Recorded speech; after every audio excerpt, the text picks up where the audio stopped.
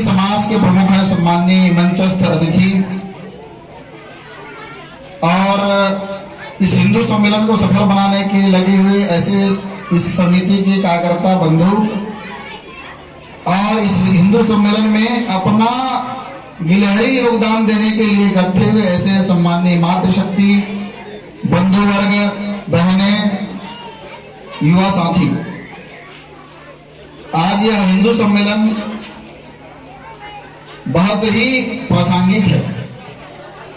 इसलिए प्रासंगिक है कि पहले इतना हिंदू समाज इकट्ठा करना मुश्किल था।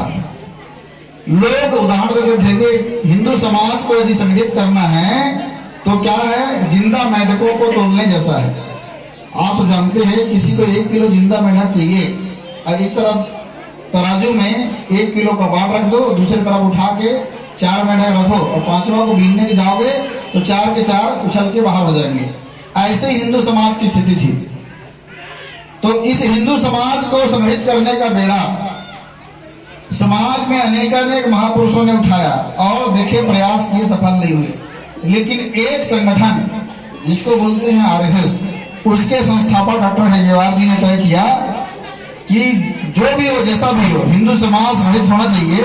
इसके लिए उन्होंने प्रयास किया और आज उस हिंदू समाज के संगठन करने वाले ऐसे संगठन को 100 वर्ष पूरे हो गए हैं।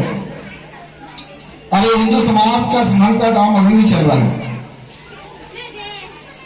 अब हिंदू समाज, हिंदू संस्कृति, हिंदू सभ्यता, सनातन धर्म, यह कितना प्रासंगिक है, कितना अच्छा है, इसको जानना है तो दुनिया के अंदर ऐसे कौन कौन से विचार हैं, उन सब विचारों को थोड़ा जानना पड़ेगा, चिंतन करना पड़ेगा। तब तुलनात्मक अध्ययन करने में हमें सहजता और सरलता होगी। तो दुनिया के अंदर भी 4 प्रकार के विचार हैं,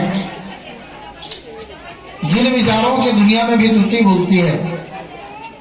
उन विचारों में सबसे श्रेष्ठ विचार कौन सा है, जो तुलनात्मक अध्ययन करेंगे तो ध्यान में आएगा। इसलिए उनको जानना पड़ेगा।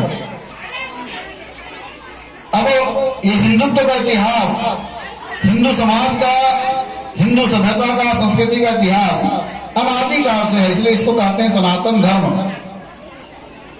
देखेंगे कब है इसका प्रारंभ हुआ, ऐसा पूछेंगे तो ध्यान में आता है कि जब से सृष्टि की रचना हुई तब से लेकर आज पर्यंत तक।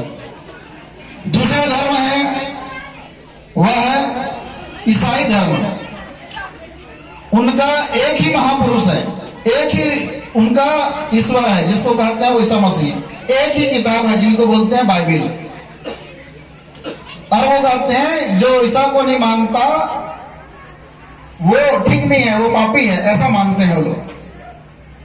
और 5000 ईसा पूर्व क्या था कहोगे तो कुछ नहीं, उनको पता नहीं है, दुनिया के बारे में पता नहीं है। यानी उनको 5000 साल हुए हैं और वो कहते हैं हम ही श्रेष्ठ हैं, हमारे अलावा दुनिया में कोई श्रेष्ठ नहीं है, ऐसा उनका मानना है। इसलिए जो ईसाईयत को नहीं मानता था उसको क्रूसेड के नाम पर उन्होंने खत्म करने का प्रयास किया। आप सब लोग एक त्योहार मनाते हैं, विश्व आदिवासी दिवस। बड़ा जोर शोर से भारत में तैयारी करके उसको मनाने का चलन पड़ गया है। उस विश्व आदिवासी दिवस का भारत की धरती से कोई लेना देना नहीं है। क्यों लेना देना नहीं है? तो वो उसका इतिहास है अमेरिका। अमेरिका में रहने वाले रेड इंडियन, वहां के लोग कहा जाता था, जो सूर्य उपासक थे, उनको खत्म करके उस अमेरिका पे ईसाई लोगों ने कब्जा कर लिया। तो उनके याद में वहां मनाते हैं, उनका देखा देखी हमारे यहाँ भी कभी कभी लगता है जो विदेश से आया,